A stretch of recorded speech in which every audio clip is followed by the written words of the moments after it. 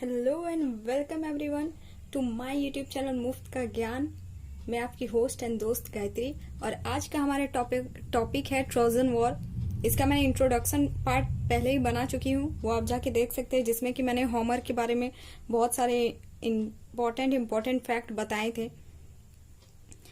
तो आज ये स्टोरी का द एंड करके रहेंगे। बहुत लंबी स्टोरी है, बेसिकली ये एक झगड़ा ही है जो भी स्टोरी है, और हम इंडियंस तो आगे हैं किसी के झगड़ा उगड़ा सुनने में। तो चलिए ये स्टोरी स्टार्ट करते हैं। ये स्टोरी बेसिकली दो स्टेट के, बोल सकते हैं दो स्टेट के झगड़े के बारे में ही है। एक है ट्रॉय और एक है ग्रीक। और ये झगड़े की वजह बोल सकते हैं कि एक लड़की है, मीन्स की एक महिला जिनका नाम है हेलेन, और वो वाइफ है किनकी, मेनालॉज की।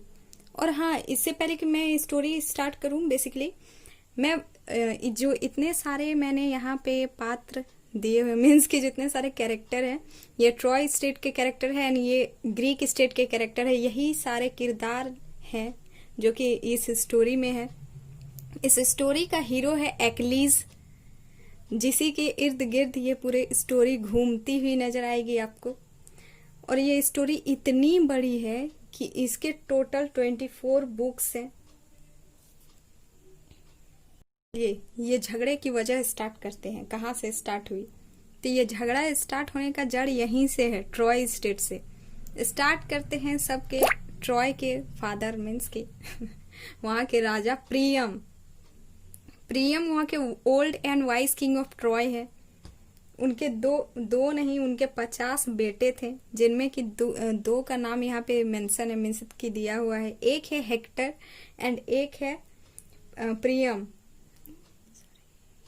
चलिए ये स्टोरी स्टार्ट करते हैं। ये झगड़ा होने की मेन वजह यहीं पे है, ट्रॉय स्टेट में। उसमें भी मेन वजह ये है पेरिस और इधर की हेलेन। तो चलिए स्टार्ट करते हैं। यहाँ के राजा मीन्स की बूढ़े राजा बोल सकते हैं, मीन्स की प्रियम है जो कि old and wise king of Troy है। इनके कुल 50 सन थे, मीन्स की इनके कुल 50 बेटे थे, जिनमें कि दो का नाम यहाँ पे मेंशन है। एक है हेक्टर एंड एक है पेरिस। और हाँ, उनकी वाइफ का नाम हेक्यूबा है। ये सब आप लोग पढ़ लीजिएगा तो आई होप आप लोगों को कंफ्यूजन नहीं रहेगा किसी भी कैरेक्टर को लेके। पूरे के पूरे कैरेक्टर ही मैंने दे डाले हैं। तो चलिए स्टार्ट करते हैं। इनमें दिया हुआ है कि प्रियम के कुल 50 बेटे थे, जिनमें कि एक हेक्टर थे एंड एक पेरिस थे। मतलब दो का नाम दिया हुआ है इसमें स्टोरी में। हेक्टर जो थे वो mightiest warrior in Trojan army थे, मीन्स की उनका मतलब ऐसा बिहेवियर था कि उनके लिए उनकी फैमिली, अपने फैमिली से बहुत ज्यादा प्यार लगाव, एंड वैसे ही उनका प्यार एंड लगाव मीन्स कि उनके जितने भी जनता वगैरह थे ट्रॉय स्टेट की, मीन्स कि बहुत अच्छे थे, अच्छे राजा बोल सकते थे।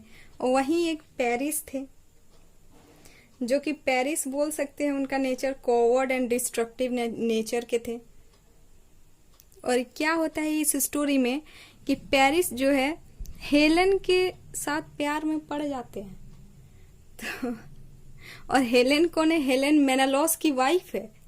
और पेरिस कौन है? प्रियम का बेटा है और किंग है, कहाँ का? ट्रॉय स्टेट का प्रिंस है, मीन्स की राजकुमार है ट्रॉय स्टेट का। तो बोल सकते हैं कि पेरिस, बोल क्या सकते हैं, वो गिर ही गया था प्यार में।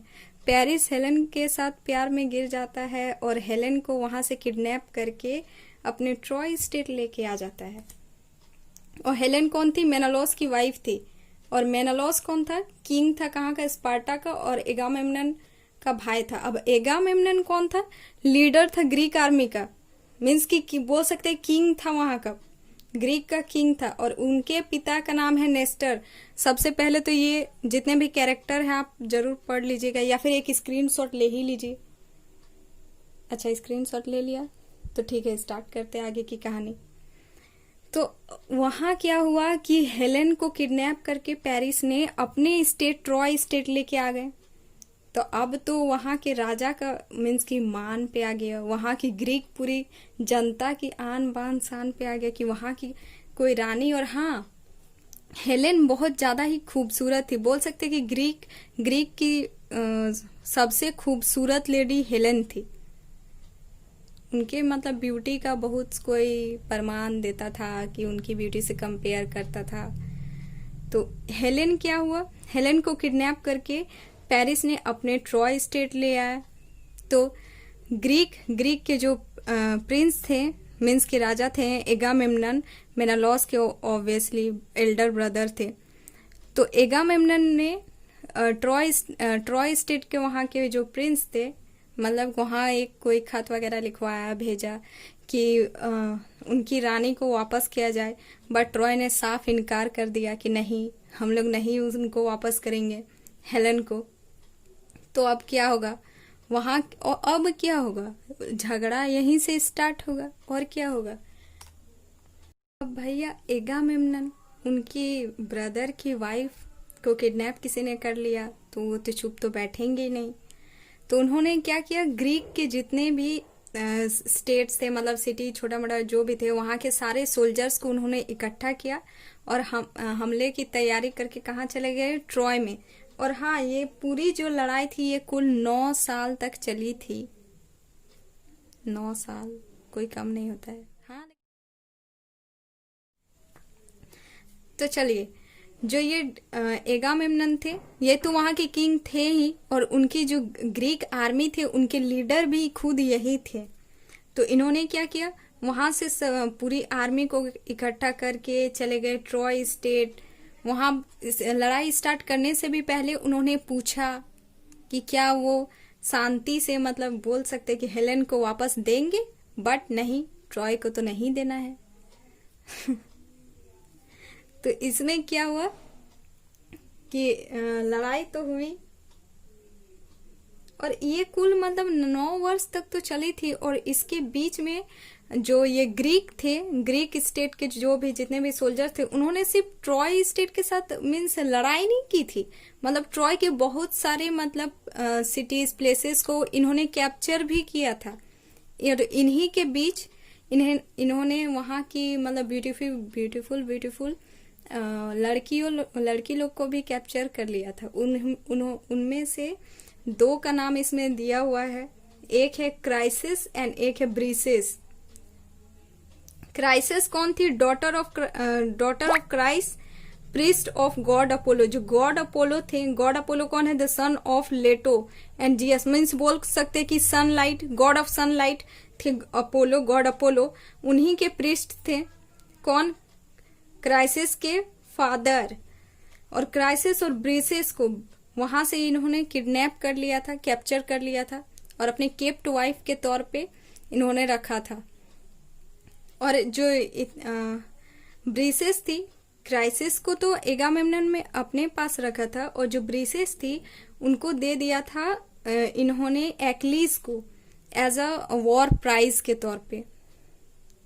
उसके बाद क्या हुआ, अब क्राइसिस के फादर थे, वो तो चुप बैठेंगे नहीं। अरे भाई, किसी की अगर बेटी को कोई उठा लेगा तो उसका बाप क्या चुप बैठेगा, वो तो कुछ ना कुछ करेगा ही।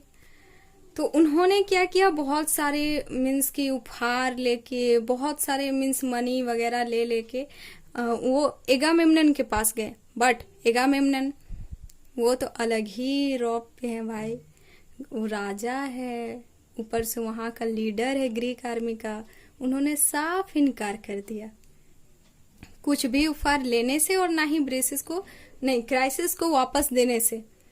तो अब क्या करेंगे, क्राइसिस के फादर क्राइस वो क्या किए, गॉड अपोलो के पास गए। तो अब गॉड अपोलो, उन्हें तो बहुत ज्यादा ही गुस्सा आ गया। एक तो उनके मीन्स के प्रीस्ट थे, एक तरह से भक्त थे, और उनकी अगर बेटी को किसी ने किडनैप कर लिया तो वो तो अपने भक्त के लिए कुछ करेंगे ही। तो उन्होंने क्या किया, उन्होंने प्लेग नाम की बीमारी ऐसे करके आशीर्वाद करके मीन्स शराब दे दिया, कुछ भी बोल सकते हैं। वो कहाँ पे जाके हुआ, ग्रीक स्टेट को। तो ग्रीक स्टेट के जितने भी सारे सोल्जर्स थे, सारे के सारे प्लेग के चलते धीरे धीरे बीमार पड़ने लगे, बहुत सारे मरने लगे। तो उससे क्या हुआ, एगामेम्नन बहुत मीन्स की चिंता में आ गया। अगर उसका पूरा ग्रीक आर्मी धीरे धीरे प्लेग की वजह से मरने लगेगा तो वो लोग लड़ाई किससे करेगा। तो फिर क्या हुआ, एगामेम्नन गए कैलकस के पास। कैलकस कौन थे? प्रोफेट ऑफ ग्रीक, मीन्स कि एक शुभचिंतक थे, मतलब वो भी कुछ साधु उधु टाइप के थे, अपने अंतर आत्मा क्या बोलेंगे कुछ मीन्स कि अपने लॉजिकल कुछ लगा होगा के उन्होंने बताया कि मीन्स कि एगामेमनन को बताया कि जो सारे बीमारी का जड़ है वो खुद तुम ही हो, और तुम्हारा ये ऊपर ऊपर वाला दिखावा जो तुमने इतना इंसल्ट किया क्राइसिस का, और जो क्राइसिस को उनकी बेटी को जो केप्ट वाइफ बना के रखा है, जब तक तुम उन्हें वापस नहीं करोगे तब तक वो अपोलो का जो दिया हुआ श्राप है वो नहीं खत्म होगा या फिर कुछ भी। तो उन्हें मतलब मजबूर होके क्राइसिस को वापस देना पड़ा। अब एगामेमनन ऐसा टाइप का इंसान था कि उसको अगर एक दे दी तो दूसरा तो चाहिए ही चाहिए। तो उसने क्या किया, एक्लीज से डिमांड मीन्स कि एक्लीज से डिमांड किया किसका, ब्रेसेस का। और एक्लीज भैया ऐसा मीन्स कि एक्लीज कहाँ गया, एक्लीज मतलब ऐसा इंसान है जो कि अपने मतलब प्राइड, ग्लोरी, रिस्पेक्ट इसी के लिए वो जीता है। मीन्स कि उसको ऐसा लगता है कि पूरा मतलब लंबा लाइफ जीना जरूरी नहीं है, बट एक रिस्पेक्टफुल लाइफ जीना जरूरी है, उसकी मतलब यही मोटिव है। अब उसके लिए तो एक वॉर प्राइज थी ब्रेसेस। अब उस किसी वॉर प्राइज को अगर वो वापस मांगे तो एक तरह से तो उसका इंसल्ट हुआ। अब वो इस इंसल्ट को सहेगा तो है नहीं। तो एक्लीज ने क्या किया, एक्लीज आगे आया एगामेमनन को मारने के लिए। क्यों? क्योंकि उसके प्राइड के ऊपर मतलब किसी के इज्जत के ऊपर आ गया था। तो उसने जैसे ही एगामेमनन पे अपनी शॉर्ट तलवार से मारने खोजा, तभी वहां पे गॉडेस एथीना आ पहुंची। अब गॉडेस एथीना कौन है? Goddess of wisdom and daughter of GS, मतलब उनके जो फादर थे वो भी एक गॉड ही थे, और जो गॉड जीएस थे वो सपोर्ट कर रहे थे ट्रॉय स्टेट को। ये आगे जाके खुद पता चलेगा, मीन्स कि ऐसे ही है। उसके बाद आते हैं बेचारे एगामेमनन पे। तो अब जो एक्लीज था उसे कुछ मतलब लगाव नहीं था ब्रीसेस के साथ, बट उसके लिए मतलब विस्डम बोल सकते, प्राइड, ग्लोरी, ये सब बहुत ज्यादा मायने रखता था। और उसने गॉडेस एथीना की बात मानी और एगामेमनन को तो बख्श दिया। उसके बाद उसने क्या डिसाइड किया, उसने मीन्स रेजोल्यूशन लिया क्या, वॉर छोड़ने का, और ट्रॉय के खिलाफ उसने लड़ाई से बिल्कुल पीछे हट गया, लड़ाई छोड़ दी उसने। और उस बीच में क्या हुआ, क्राइसिस तो वापस चली गई, तो वहां पे क्या हुआ, मीन्स कि जो भी था प्लेग वहां पे स्टॉप हो गया। प्लेग से जितने भी मतलब बीमार उमार पड़ रहे थे सब कुछ ठीक हो गया। बट यहाँ पे क्या था, यहाँ के जो वॉरियर थे हेक्टर, इनका मुकाबला सिर्फ एक्लीज ही कर पाता था। मीन्स कि एक्लीज सबसे माइटिएस्ट वॉरियर बोल सकते हैं, लेकिन हेक्टर भी कोई कम नहीं था। इस ट्रॉय स्टेट के मीन्स सबसे माइटिएस्ट वॉरियर हेक्टर था, और हेक्टर का मुकाबले में इधर सिर्फ एक्लीज था, और एक्लीज ने तो ड्रॉबैक कर लिया, उसने तो रेजोल्यूशन ले लिया कि और वो नहीं लड़ेगा। तो यहाँ तो और कोई वॉरियर ही नहीं बचा। यहाँ भी अच्छे अच्छे वॉरियर थे, लेकिन कोई हेक्टर के मुकाबले नहीं थे। तो इसमें क्या हुआ, ग्रीक आर्मी हारने लगी थी धीरे धीरे करके, और ट्रॉय आगे आ रहा था। मीन्स कि ये डूब रहा था, ये उसके ऊपर आ रहा था, डूब नहीं रहा था, मीन्स कि वो हार जा रहा था। और इसी बीच में अब क्या हुआ, तो ग्रीक आर्मी अपने बैकफुट पे पहुंच गई थी, मतलब लगभग क्या हार ही गई थी। तो अब एगामेमनन का दिमाग का बत्ती जला, जरूर उसने मेंटोस खाया होगा उसके बाद एगामेमनन ने क्या किया, बहुत सारे गिफ्ट के साथ, एक लेटर के साथ, उसमें अपोलॉजी करते करते मीन्स के लिखते हुए, अपने इमोशंस सारे व्यक्त करते हुए एक्लीज के पास मतलब मैसेंजर के थ्रू भेजा। बट एक्लीज ने साफ तौर पे इनकार कर दिया वॉर में फिर से एंट्री करने से। इस बीच क्या हुआ, जो हेक्टर था उसने बहुत सारे ग्रीक आर्मी के मीन्स की माइटिएस्ट वॉरियर, बहुत सारे वॉरियर को किल कर दिया, बहुत सारे बुरी तरह इंजर्ड हो गए। तो इस बीच पेट्रोकुलस जो कि बहुत अच्छा बोल सकते हैं फ्रेंड था एक्लिस का, और एक्लिस भी उसे बहुत ज्यादा मानता था। पेट्रोक्लोस क्या किया, उसने वो गया एक्लिस के पास कि एक्लिस बहुत सारा रिक्वेस्ट किया कि हम लोग का स्टेट हार रहा है। अब किसी का जाहिर तौर पे बात है, किसी का भी कंट्री अगर हारेगा तो उसे बुरा तो लगेगा ही।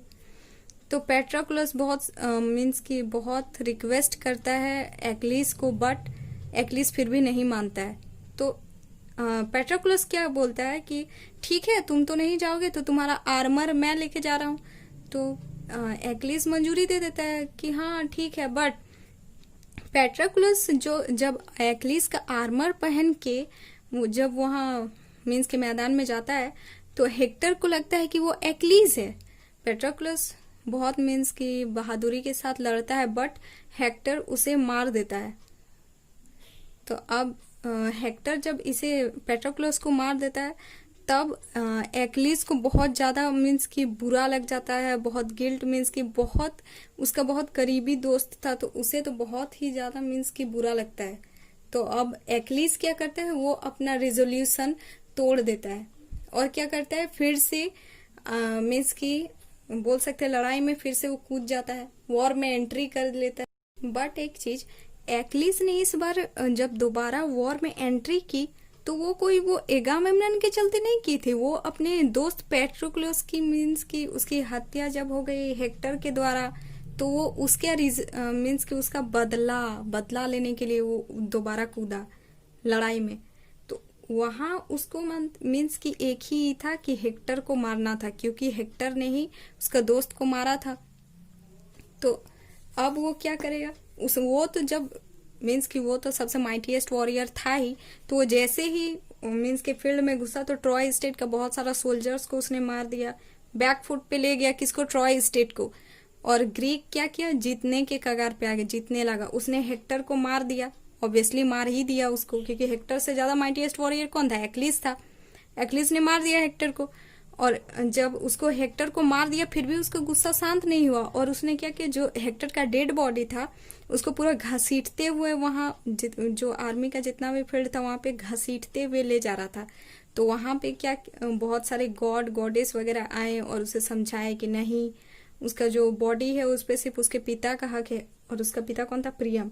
तो उसका अंतिम संस्कार करने के लिए फिर एक्लिस ने मान गया और उसका डेड बॉडी को प्रियम को सौंप दिया गया। तो इसी तरह finally Greek won the lost glory of the बोल सकते हैं कि वो जीत गया, ऐसा बोल सकते हैं।